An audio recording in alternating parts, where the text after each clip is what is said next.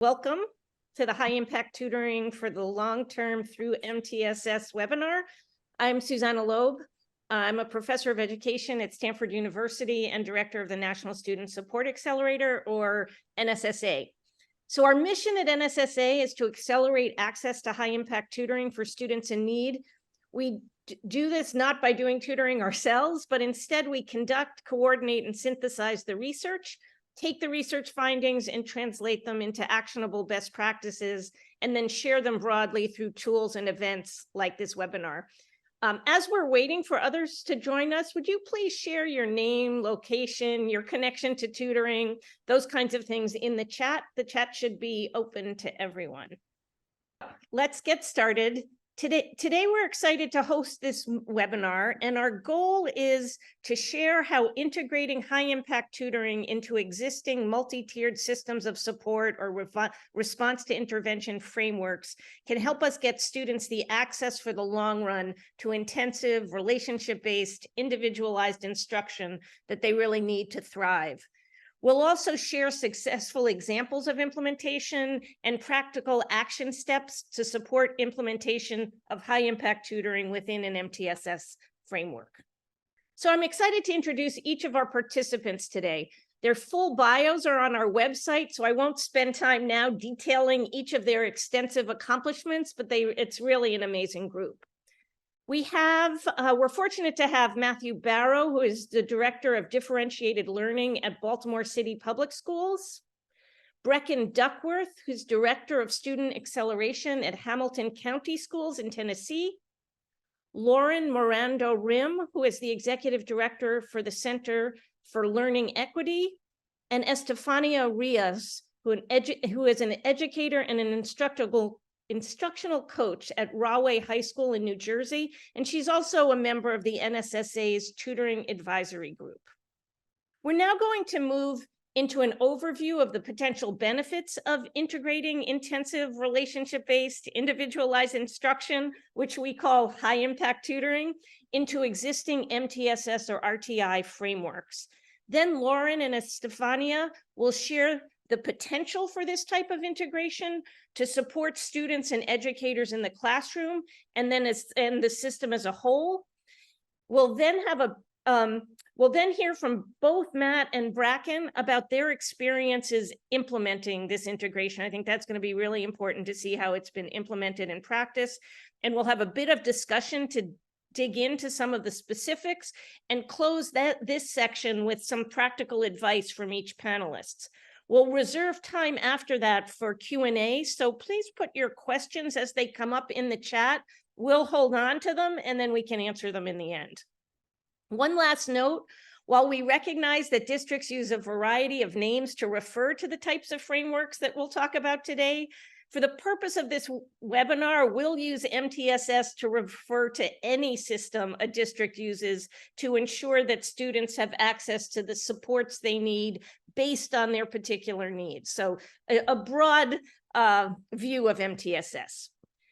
To get us started, I'd like to first ground us in what we've learned from talking to districts and thought leaders across the nation about integrating tutoring programs into their MTSS frameworks.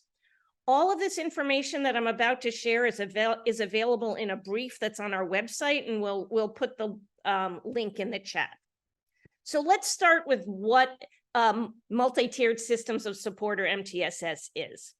As you likely know, MTSS is a framework used by schools and school systems to differentiate educational experiences for students in order to support their individual learning, social, emotional, and behavioral development. As with most education efforts, local districts adopt the MTSS framework in very different ways based on their local context. In general, though, the framework has 4 components. The first is a universal screening that identifies students who need additional academic, social, emotional, or behavioral supports. The second, and we'll go into more detail on this one, is a multi-level prevention system that provides integrated evidence-based supports to students. Third, there's progress monitoring that uses valid and reliable tools to assess achievement, improvement, and responsiveness to the intervention for students, and to evaluate the effectiveness of the intervention, of instruction, and of the supports. And finally, there's team-based data analysis that informs decisions about instruction and intervention. So there are four main components. The multi-level prevention system, which is the second component, uses response to intervention, or RTI, the academic component of tiered supports, where students receive just-in-time academic support across 3 tiers. Tier 1, as many of you know, provides universal supports for all students through grade level instruction. Tier 2 is strategic support for identified students who need targeted skill development to support access to grade level instruction. And Tier 3 is intensive supports for students needing more intensive support than Tier 2 or not responding to Tier 2 interventions. MTSS is intended to meet the needs of all learners, including but not limited to students with individualized education programs. While there is some confusion about the relationship between MTSS and special education, the MTSS framework is not meant to be a special education only initiative. MTSS is meant to ensure that all students have the supports they need. The aim is to move students who need Tier 2 and Tier 3 supports back into Tier 1, and so that they can be with other students in grade level work. However, IDEA Part B funds can be used for MTSS because it allows for funding for a coordinated early intervention services program, which is what MTSS is, particularly for students in grades K-3 who have not yet received an IEP, but require additional academic and behavior supports in a traditional classroom environment. Okay, so that's MTSS. We're just kind of getting ourselves on the same page. Now, what is high impact tutoring? So high impact tutoring is an intensive relationship-based individualized instruction that research has shown to be highly effective. In fact, really the most effective academic research, academic intervention research to date. And it provides 3 to 15 months of additional learning over an academic year in many cases. A large body of evidence with over 100 randomized control trials, not too many types of interventions have that, points to common characteristics of high impact tutoring, which we've described in this visual. Effective programs, as you can see kind of on the bottom, have 3 foundational elements.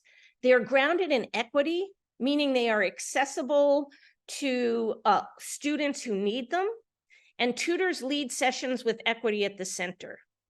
They also provide a safe environment, both for the students and for their information, and they're cohesive, meaning that the program has effective leadership and makes sure all program elements and internal systems work together cohesively towards the program's goals. So that's kind of the foundation. There are also 4 model-specific elements. They have well-trained and supported tutors. That's the first one. Research shows that tutors can come from a variety of backgrounds. Certified teachers can be highly effective tutors, but college students, paraprofessionals, and others can also be effective tutors as long as they have the appropriate training and support. Instruction is, of course, also important. It's the second one, both the quantity and quality of instruction. Research shows that students need to see their tutors at least 3 times a week, and instructional materials need to be high quality. The third is that programs integrate tutoring into the school day. Those are particularly effective, and it's because this type of learning integration supports attendance. Students show up when it's during the school day, and in addition, it supports coordination between tutoring and students' Tier 1 instruction. Finally, high-impact programs use data to understand students' learning needs and to track their progress. These data can come from the school or from the teacher, or the program can do their own formative assessments to track progress and design tutoring sessions to meet the need of individual students.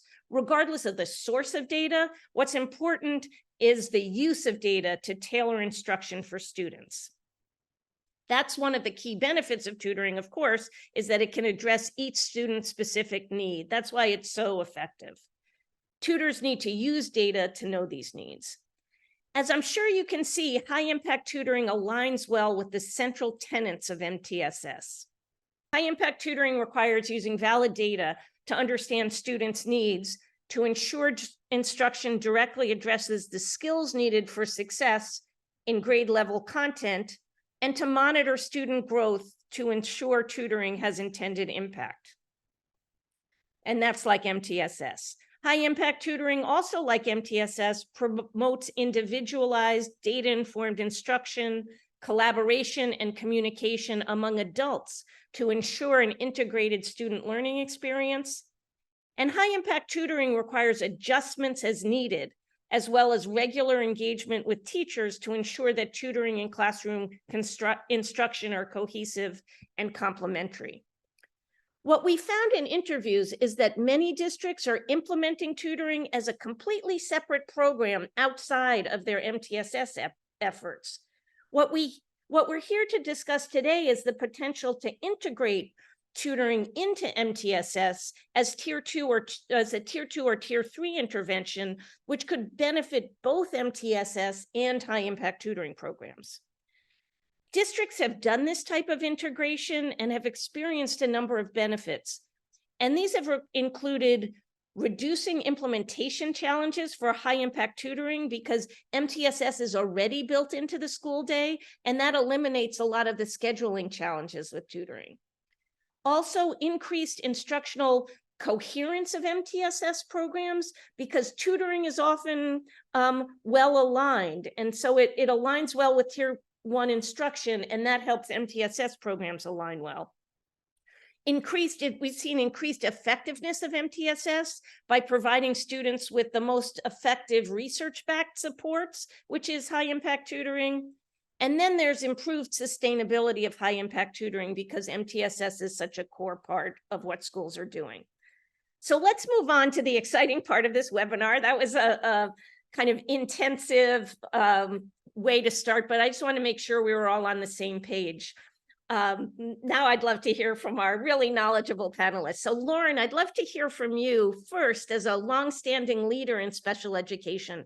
Would you share a bit about your work at the Center for Learning Equity, and then speak to when and how integrating MTSS and high impact tutoring is allowed and how you think this integration might impact students?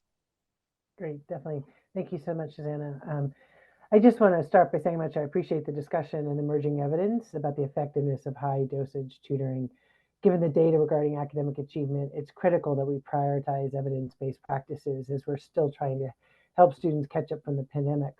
A little bit about the Center for Learner Equity. I co-founded it 10 years ago, and the mission of the organization is to ensure that students with disabilities can access and thrive in charter schools. But it's really, our work is broader than charters, and that it really stems from a recognition that students with disabilities, there are persistent achievement gaps between students with and without disabilities, and we weren't making much progress consistently across our school system, and that we saw the charter space with the autonomy they had as a kind of a open space to consider how to change practices and hopefully improve outcomes for kids with disabilities.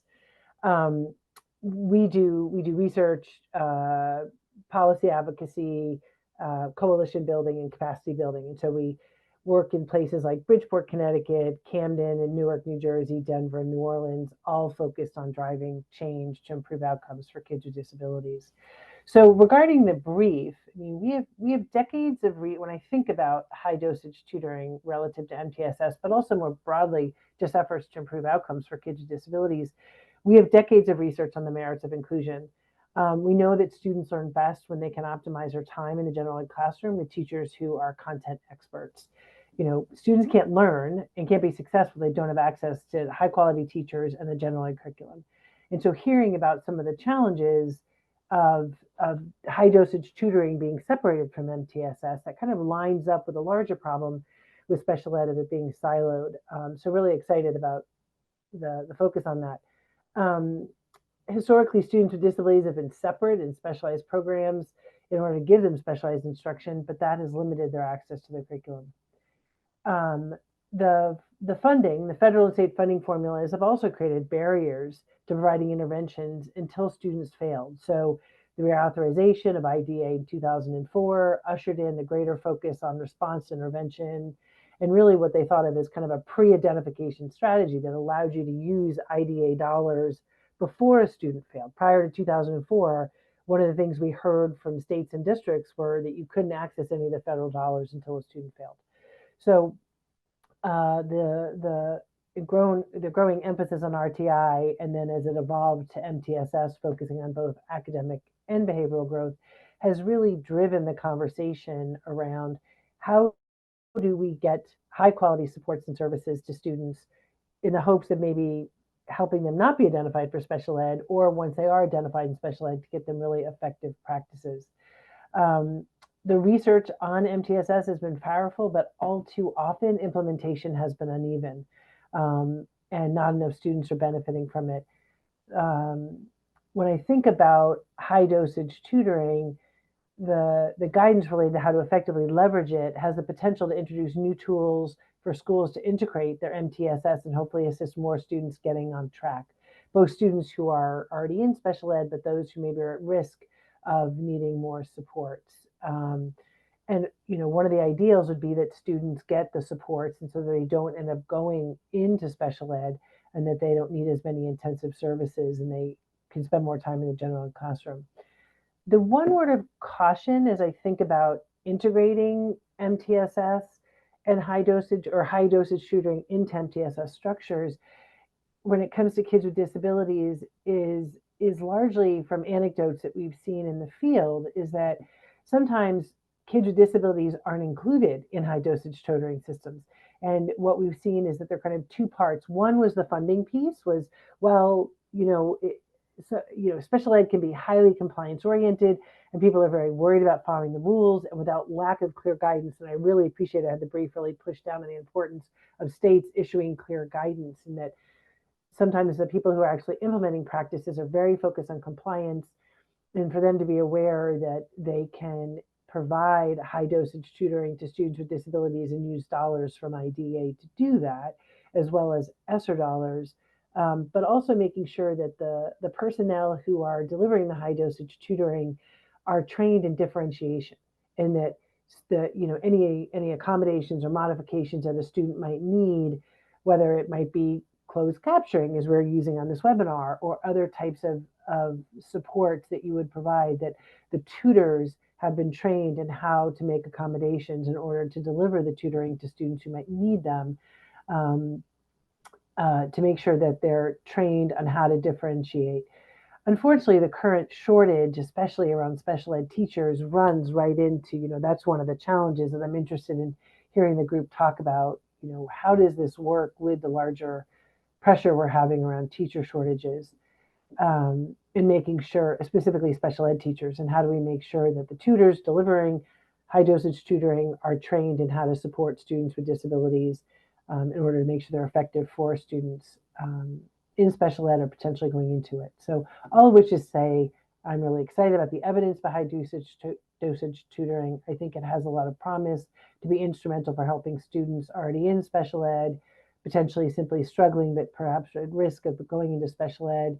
And as districts contemplate the final push of allocating their ESSER dollars, I really encourage them to think about, as they're developing policy and practice, to be really intentional to ensure that those benefits reach kids with disabilities. So I'll stop there and look forward to the conversation. You're muted. Yes, thanks, Lauren. That was super interesting and really important. And I do think that flexibility in funding is something that's been confusing for lots of people, but really important to understand. And the teacher pipeline issues are really challenging right now. And I think our hope too is that tutoring can help expand that pipeline, giving so many more people experiences working with students and helping them learn. Now, Estefania, I'd love to hear a bit about your district. I think we have a slide here, it's going up, with some information. And then I'm curious what you think as an educator and instructional coach about how this type of integration would impact students, and how it would impact educators as well. Well, thank you so much for allowing me to be in this panel and giving teachers a voice. I know a lot of times it's difficult to get all the stakeholders in one room, but I think teacher voice, especially in different schools where, it doesn't always look the same, is really important. As you can see, my demographics here, we have a large student body. We also are about at 18% with students with disabilities. So high impact tutoring has been definitely on the radar, and hopefully moving forward to our next year, we'll be kind of integrating that high impact tutoring in our district. Something that we kind of been talking about is definitely the supports for students.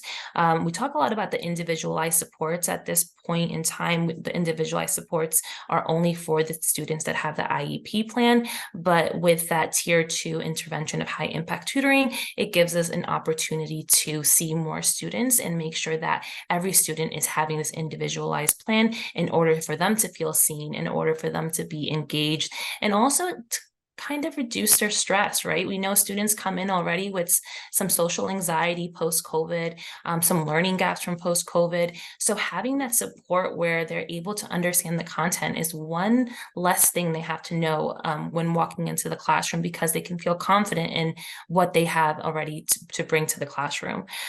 So with that, more engagement is always a great thing. And with the teachers, on the teacher side of things, we have an opportunity to really grow that tier 1 instruction and really hone in on the mastery and enrichment in tier 1 instruction.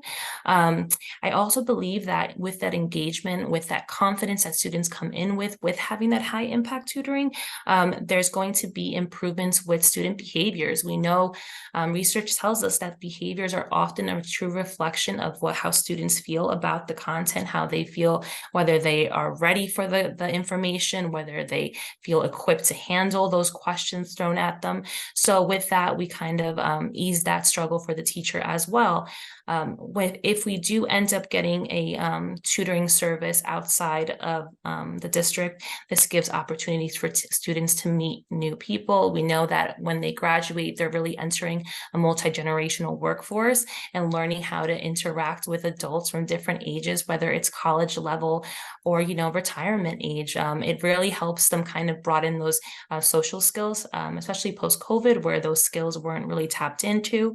And if you have teacher tutors doing the high impact tutoring during the day, then you have the opportunities for teachers to bring a little extra money home, right? That's a stipend that they can bring instead of going to a job after work. They're able to kind of meet their needs in that one day, and also, serve the students they so deeply care about. So overall, it's really the impact will be on the student, but also it will trickle to the teacher's ability to meet the student's needs in that tier 1 instruction. Thanks, Steph. I think that's super interesting.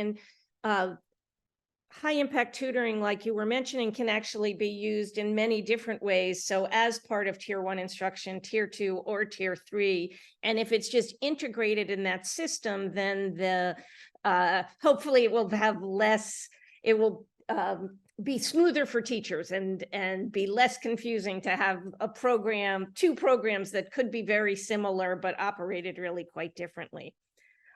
So now I'd really love to hear how it works on the ground. So Breckan, let's start with you. Can you tell us a bit about your district and how you've approached integrating high impact tutoring with MTSS? And if you could share one thing that was particularly challenging and how you solved that challenge, as well as the success that you've had, we would really love to hear about that. Sure. So I first became the director over, we call it RTI here in Tennessee, back right after the pandemic. So when we were kind of coming back into person in schools is when I started shifting and being over our operations here with RTI. And I think going directly to what Dr. Loeb started us with, the biggest shift with that for us as a school district was first that mindset of this is not a pathway to XED, but this is a pathway to get back to tier 1. And so once we were able to really lay that groundwork, I think that it's now embedding the tutoring has been not as difficult for us because our schools see this as an added intervention to ensure that our students are successful in that tier 1 space.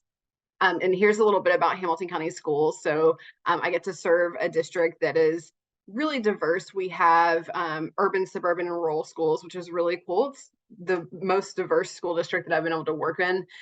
We have about 79 schools, a little under 80 schools, and around 45,000 students. And so we've been able to, we really started our high impact tutoring at the elementary level, and we've scaled up a little bit into the middle school space. But predominantly we're doing this at the lower grades as much as possible to serve as an early intervention. And I think some of the success and challenges that we've had is that we knew that we needed to respond to some recent legislation that we have in Tennessee around third grade retention and other literacy policies that happened around the time of the pandemic. And so those required our students to have additional interventions. And so it was a nice place in which we were in some spaces voluntold, but we were able to really, in Hamilton County Schools, I feel like we got in on it early to make sure that we were providing high quality tutoring in those spaces, and not just an extension of RTI. And so we looked at really trying to determine where the places in which this is different. How is this going to be different from RTI? How is this the same from what we already have in RTI? What students may be an overlap from our other sub-pops, so our English as new language students, our special ed students, as well as students already in RTI. Where is kind of the Venn diagram of students that may need tutoring, or are we going completely outside of this? And so places where we targeted is really looking at our students who have characteristics of dyslexia, but have not yet have a diagnosis. And so those students we serve through high dosage tutoring if they're not already being served in one of our RTI tiers. And then also thinking about our students who may be, we were able to pull a lot of data and find that our students who are at that 26th to 40th percentile, here in Tennessee, we serve below the 25th percentile for RTI, that those students are still really struggling to meet expectations on state assessments. And so we wanted to make sure that they were receiving an additional intervention and not just that tier 1 time. We knew that they needed support too. And so I think, Dr. Loeb, I answered your biggest questions, but feel free to push on me if there's another place where you want me to jump in. No, that sounds great. I have many questions, but why don't we hear from Matthew about Baltimore City, and then we can think about this all together. Sure. Hey, good afternoon, everybody. And thank you so much for the opportunity to share our story as well.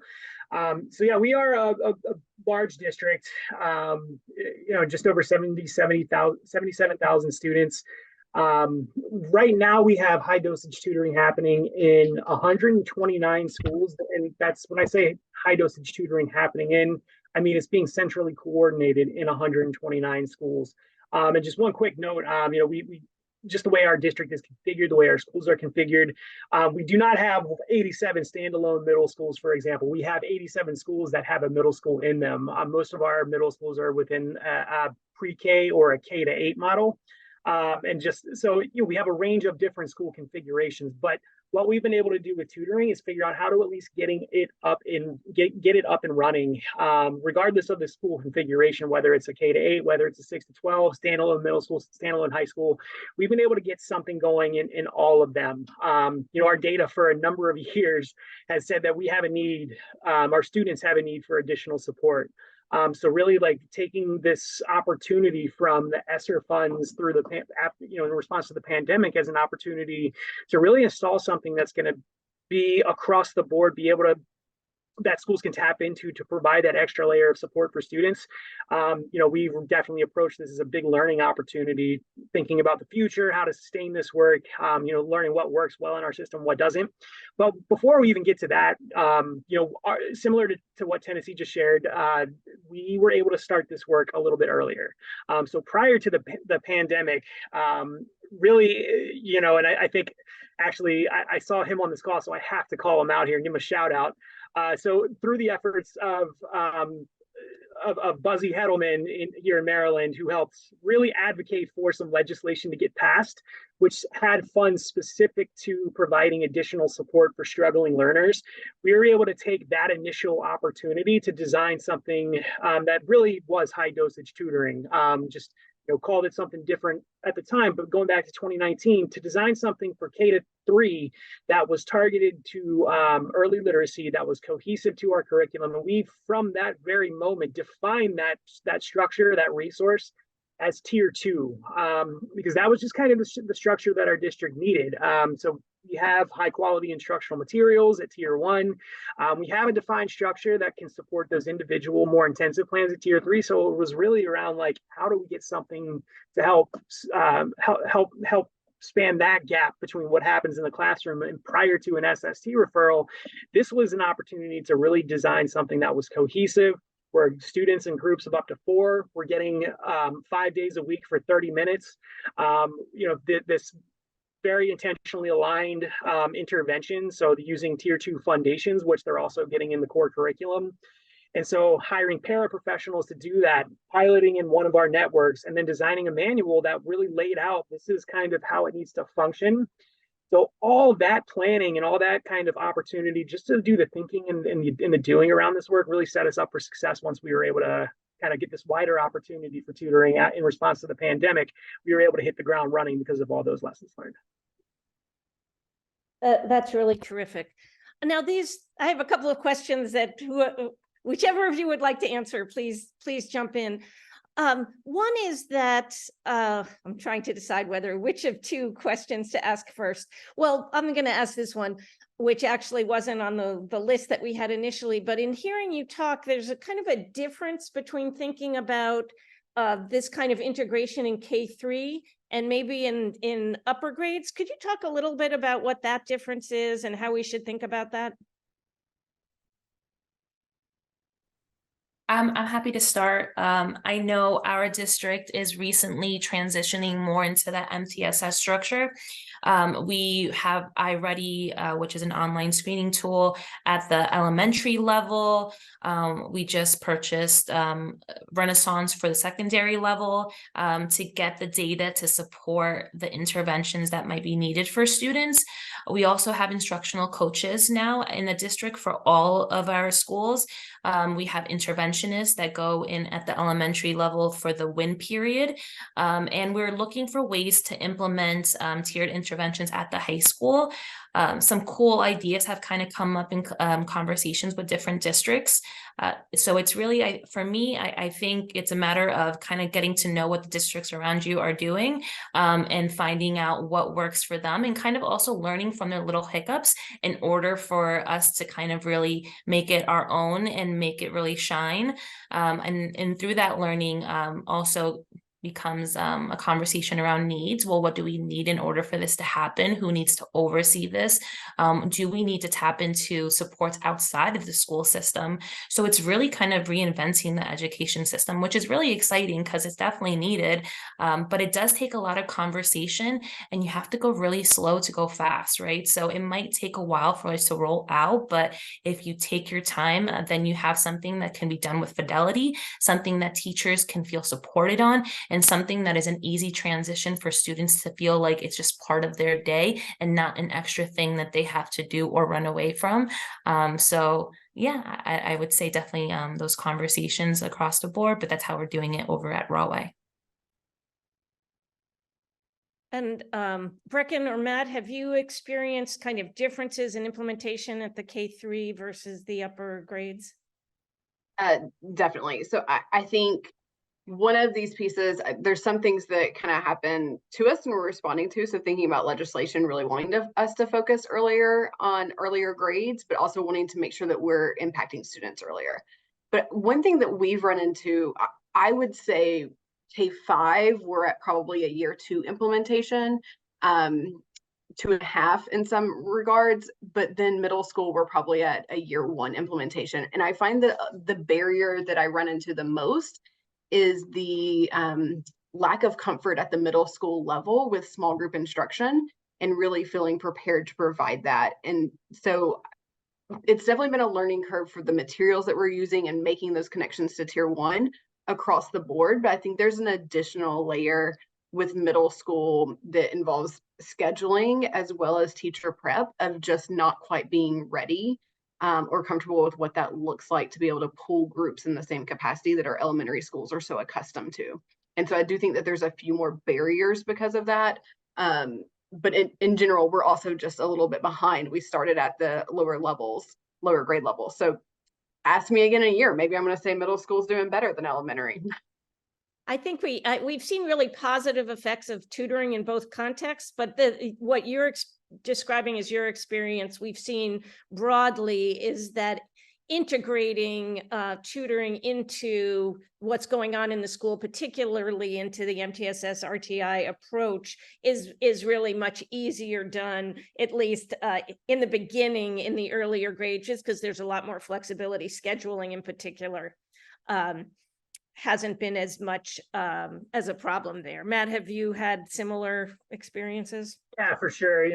Especially, calling out the big elephant in the room with once you get into middle school and above, the whole scheduling piece is definitely a challenge. Finding the time in the day to be able to do it and do it consistently, as well as, meet the other kind of coursework requirements and things like that exist.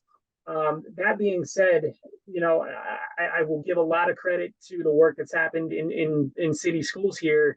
And we have a number of really just fantastic partners that are helping to lift this work, by partnering with our district, partnering with schools to actually go in and do this work, and being responsive to the learnings that have to happen on our end. I think there's probably a number of individuals in this webinar right now who are maybe like smiling and chuckling a little bit, just knowing like the work that's been done in the district. It's kind of evolved in a way that's kind of had to be responsive to, well, this is the reality structurally that schools, especially in that secondary space, are feeling. So kind of our approach to that, in addition to explicitly, again, from the jump, just naming tutoring as like this tier 2 structure and trying to align it to a multi-tiered system of support into that framework, our lens into how well it's happening where has really been something that we've asked our partners to kind of shift over time, is how we are tracking the data around attendance and implementation, so we have visibility, so we know where it's kind of working well, because we can see kids are getting to the intervention along the way. Whereas where it's not working well, and then having a process and some structures in place to be able to collaboratively problem solve, with our team at Central, with our partners in monthly meetings with different structures, about like what's happening in these schools and what can we do to problem solve collaboratively around the support that might be needed to try and improve that. I think it's definitely reflected through our sheer numbers alone that, it continues to be a challenge, but we made progress. The first year of implementation, we supported, I think it was around 12,000 students with tutoring during the day. Last year, it was a little closer to 17,000 students. So we've had progress, but only about 3,500 students last year were in the secondary, so in grade 6 and above. So still the majority in that K-8 or that K-5 space. But we had a significant number increase in the number of secondary students from year 1 to last year. So we've made progress. That's another priority for us this year, is to figure out how to increase that even more, because our data says that's where the gaps continue to persist. That's where the need is. So yeah, it's a similar story, and it just continues to be learning that we need to continue to do as a system. That's really helpful. And we've heard that having those intervention periods, so basically having your scheduling set up with MTSS, with kind of an RTI MTSS approach, really helps get access to students in middle and high school. Would I be able to share one thing? Yeah, of course.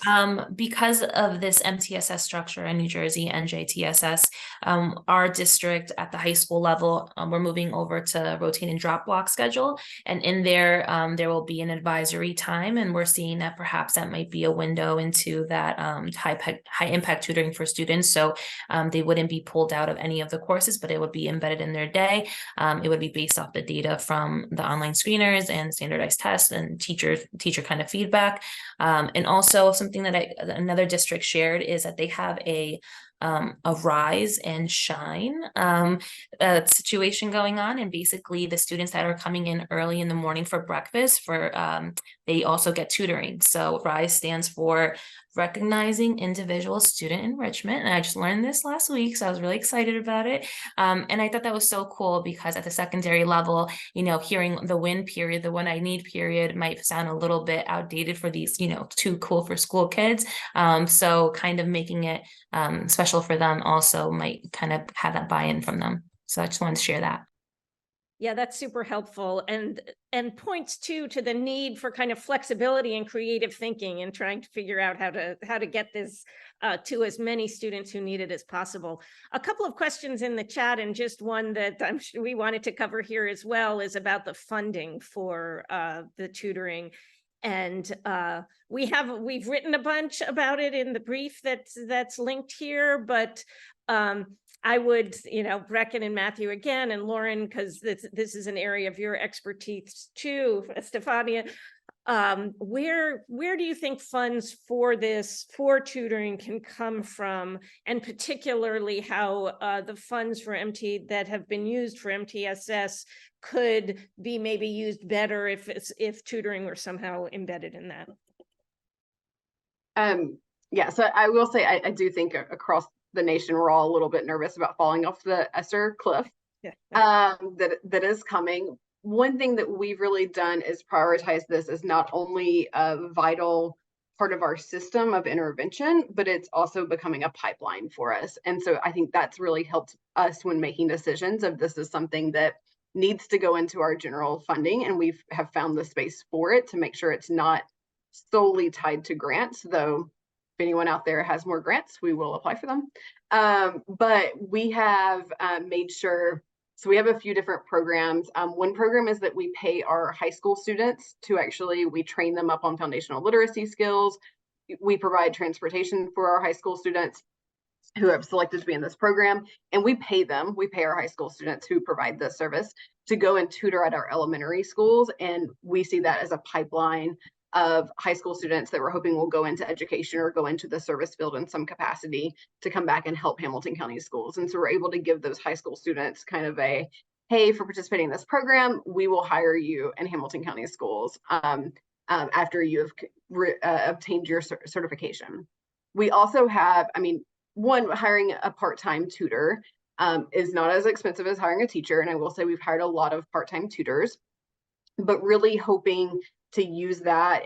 We have grow your own spaces. So once you're in the system, we have programs in which we're really pushing our tutors into to get their teaching certification and become teachers. And so with the national teacher shortage, we're using our tutoring in kind of all levels and capacity to also be a pipeline and a gateway into education, which has made it, I think, a bigger sell when we're talking about talking to our board or we're talking to community partners about getting this funded. That has been a lot more appealing to people than just tutoring.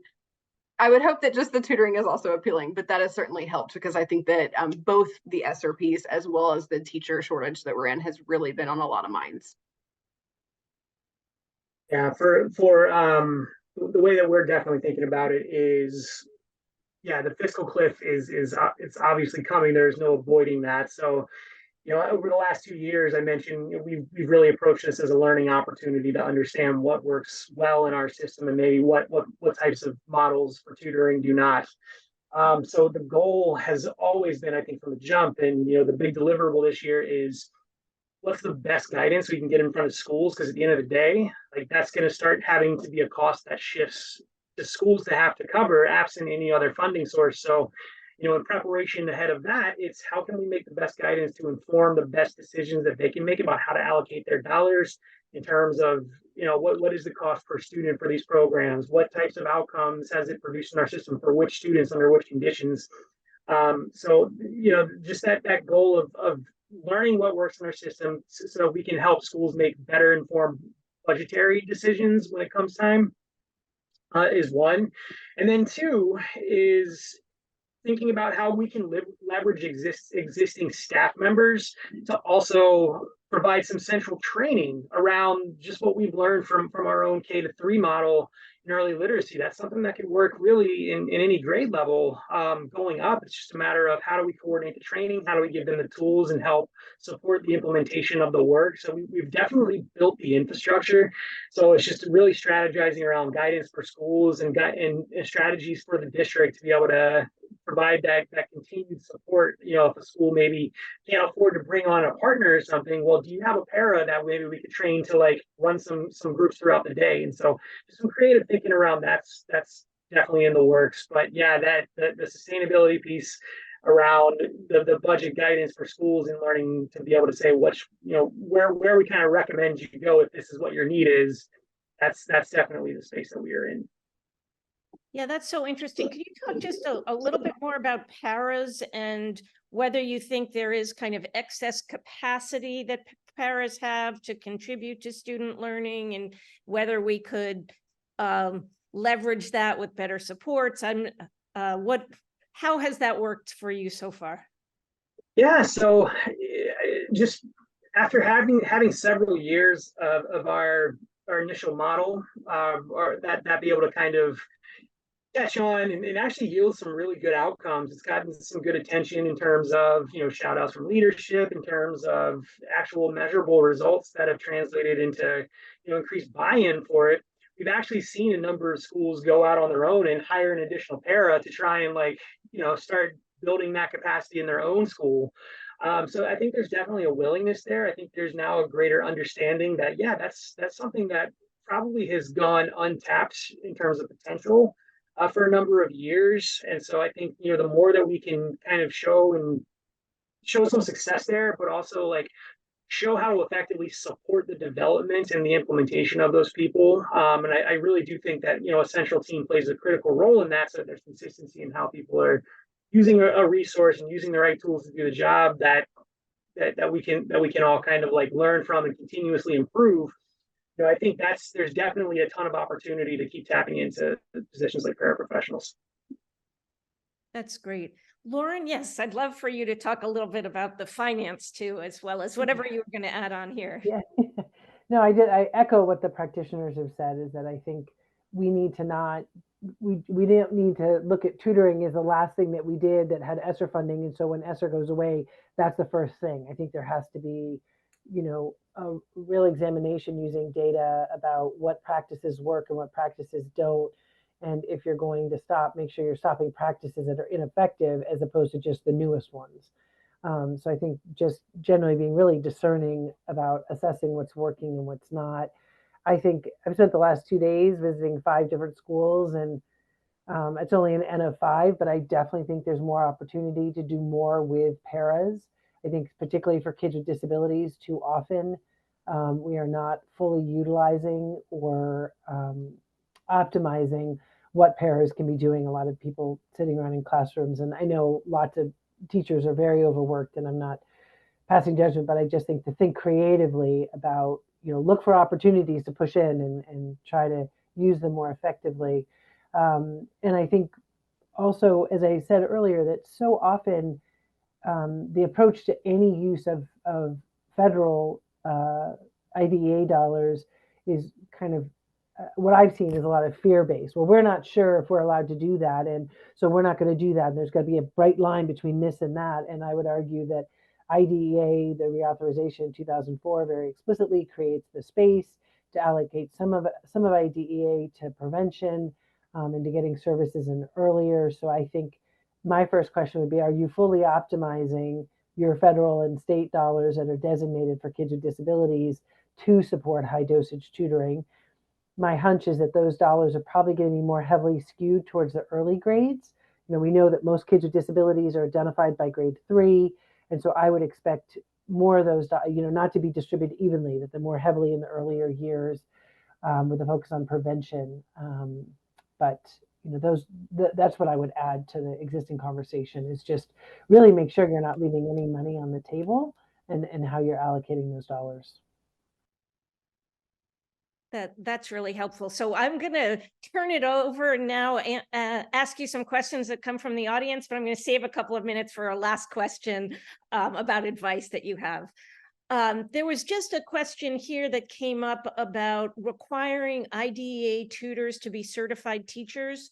Do you know if that's the case? And because it seems more difficult to scale if the tutors for students with disabilities need to be certified teachers. I would, someone Sorry. correct me if I'm wrong, but this may be a question for Dr. Rhim, but I would think it depends on if you're providing them services or if this is outside of the child's services. So if a child is already receiving ex-ed services, then you could also provide them with tutoring that's outside of those services and it not have to be a certified teacher. Yes, I believe if it's intervention, it's only if the child already has an IEP and it's part of their IEP services, I think it has to be, but also it depends on state law. So I think it's highly qualified as opposed to certified, which I might be playing with words, but those aren't always the same exact thing.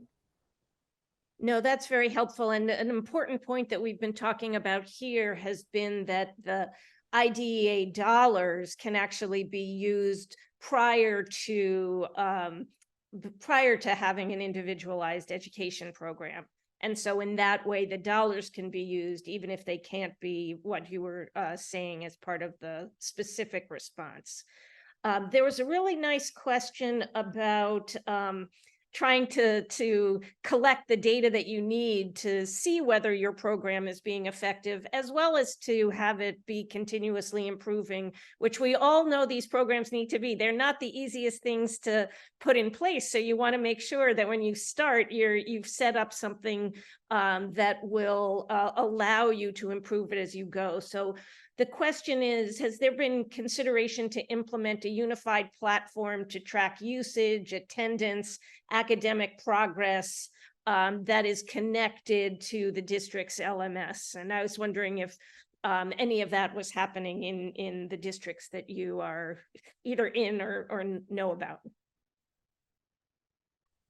I'm smiling and laughing a bit right now because that has been something I've been pushing the conversation around. Like, that is such a need to do this work well, to manage this work well, to have visibility, to be responsive to data.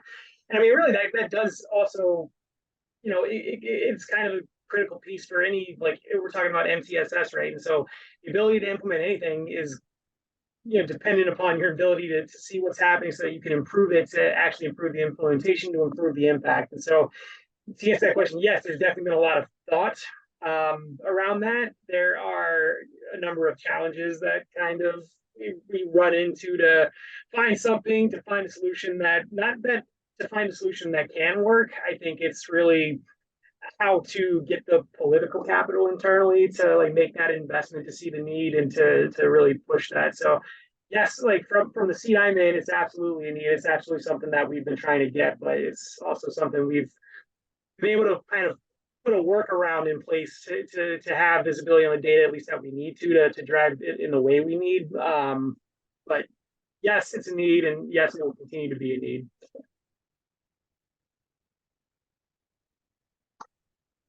Anybody else? Yes, I think collecting this data is really important, and particularly with when vendors are involved in the tutoring, it's important, I would think, to be able to even collect information on how much tutoring each student is getting. You know, when it is less integrated into the schools, it's really important to have that data there, as well as in what we're talking about, which is really trying to figure out how to integrate it well.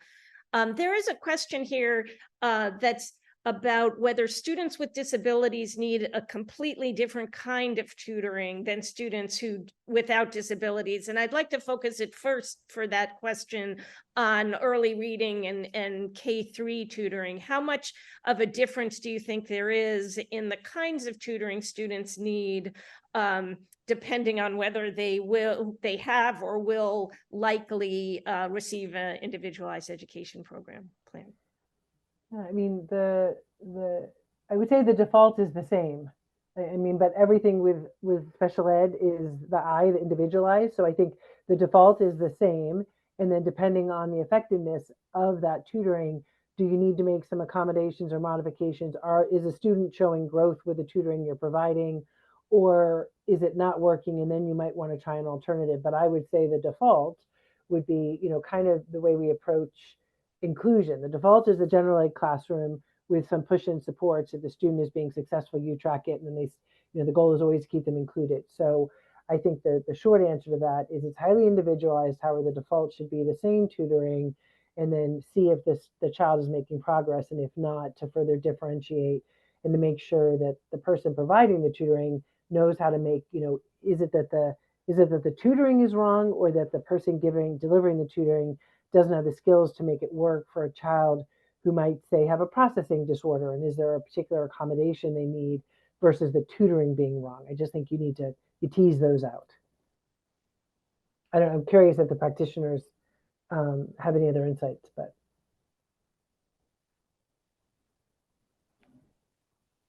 Okay, so unfortunately, our time is getting tight, so I would really love to continue this conversation for a long time. I wanted to end with just a question for each of you about one practical piece of advice you have for school or district leaders who are interested in trying to integrate high impact tutoring with a RTI or MTSS kind of approach. So let's start with you, Estefania. I would love your thoughts on this.